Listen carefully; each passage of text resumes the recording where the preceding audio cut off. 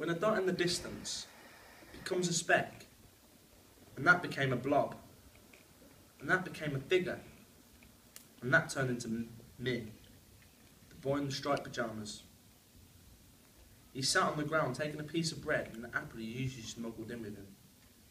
Why have you written snuggled?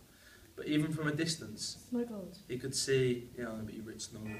This is really good for the rehearsal. But even from a distance, he could see that I looked even more unhappy than usual.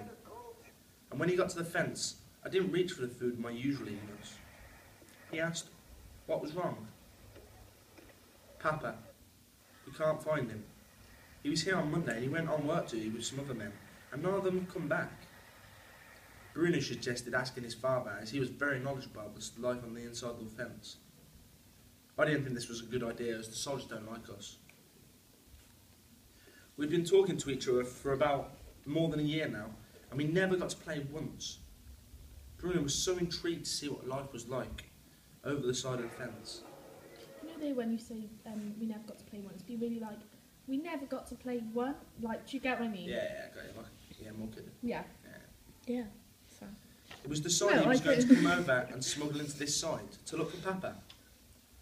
I handed Bruno a pair of pyjamas and a cap, as we knew good explorers always wore the right clothes. I turned around as he changed into I just dropped my phone. Changed into a disguise. It reminded Bruno of the plays his nan would put on, and that she always said was all about the right costume.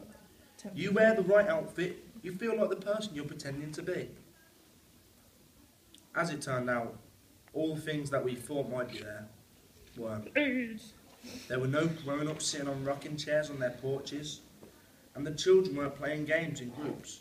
So I'm playing. And not only was there a fruit and vegetable stall, but there wasn't even a cafe either like there was back in Berlin. Oh, yeah. Instead, there was crowds of people sitting in groups, staring at the ground, looking horribly sad. We all had one thing in common. We were all terribly skinny, and our eyes were sunken. In one corner, Bruno could see 2 soldiers. They seemed to be in charge of a group of about 20 men. They were shouting at them, and some of the men had fallen to their knees, and were remaining there with their heads in their hands. There was some sort of disturbance towards the back, when some people seemed unwilling to march, but we were too small to see what happened. All we heard was loud noises like the sounds of gunshots, but we couldn't make out where they were. We closed our eyes for a moment, and it washed over us. When we opened them again, we weren't so much marching as being swept along by the group of people, and all we could feel was mud that was caked all over our bodies, and the pyjamas clinging to our skin with all the rain.